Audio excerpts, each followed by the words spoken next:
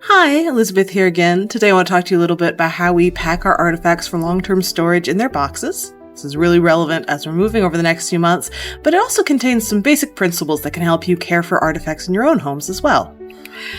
So I've got two of our smaller size boxes here as examples. These are made of archival blue board, so it's special cardboard that's rather expensive, but it's acid-free and it's not going to be transferring any chemicals into the materials that might cause them to degrade over time. Our items, of course, labeled from the outside. This is really helpful so you can minimize handling. It also saves you a lot of time and stress that you aren't opening and digging through boxes trying to find a particular item, since you know from the outside exactly what's in there. Minimizing the amount of handling is one of the ways you can help your artifacts last longer and avoid taking damage. Acid-free boxes come in a wide variety of sizes. As you mentioned, these are two of our smaller ones available. So these cartons that we use, this is a half-size one, are very good for letter-sized documents. So think things like printouts on your standard computer paper, letters, correspondence, manuscripts, many sizes of books, pamphlets, theater programs will be quite comfortable in a box of this size. We also have photograph boxes, come in a variety of sizes, particular to the standard size of the photograph.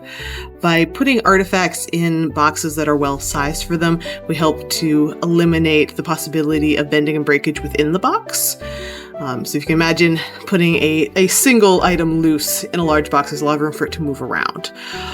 Whereas if we have our box packed like this with similar flat items lined up closely, there's not a whole lot of room for them to wiggle back and forth and get damaged that way.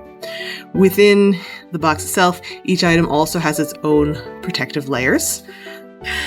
So for a carton this size, or one of our larger ones, many of our items will be in these lovely acid-free folders. We get them in bulk from Gaylord, but you can get similar materials from all sorts of ply shops aimed at artists, stationery stores. You just want to be looking for things that are acid-free, lignin-free. So these ones, we have them handily labeled up top so that, again, you can really quickly, without physically moving most of the items, see which ones you're looking for in the box. And then, in this case, items simply placed in the folder, which will then be held upright with all the other folders of the same size. You can also have envelopes like this. This is an 8x10 envelope meant for photographs. Many of ours will be in the same boxes that hold our 8.5x11 letter-sized documents. In this case, some items that they aren't the full document size, but are large enough that they need to be in an item like this, an envelope like this.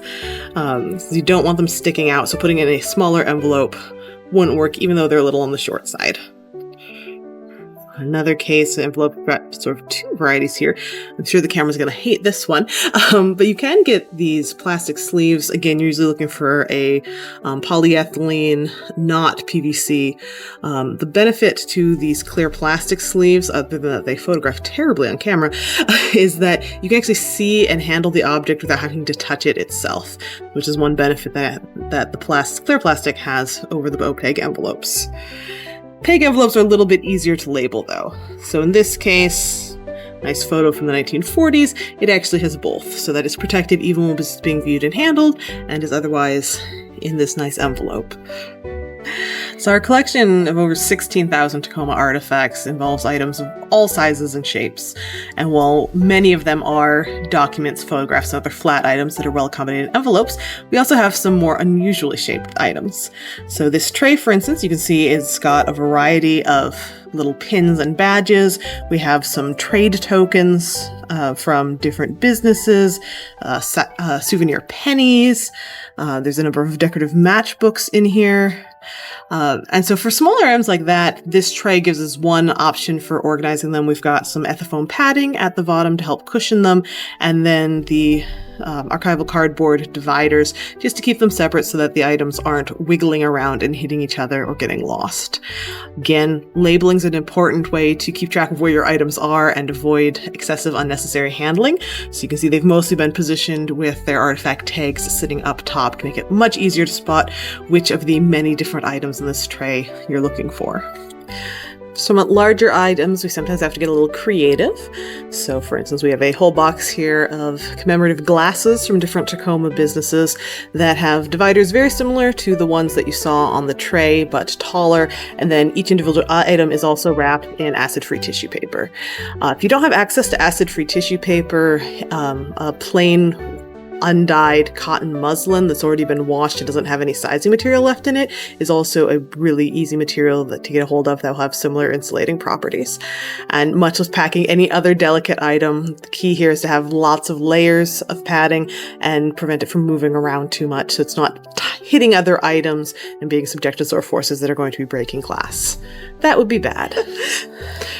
So that's a quick overview of some of our more common box types. I'm promised the opportunity to talk more in depth about textile boxes, so look forward to that in the future. But again, general principles here. If you can find a way to minimize handling of your artifacts, so getting it clearly labeled, getting some secondary padding layers about it that will protect it from incidental abrasions and physical forces, putting it inside any form of a secondary containment box can help provide protection against light, against dust, against small amounts of water. And so there's a lot that you can do even without a large budget to try and make your artifacts a little bit safer and more comfortable. Thank you so much for joining us today, and look forward to speaking to you again in the future.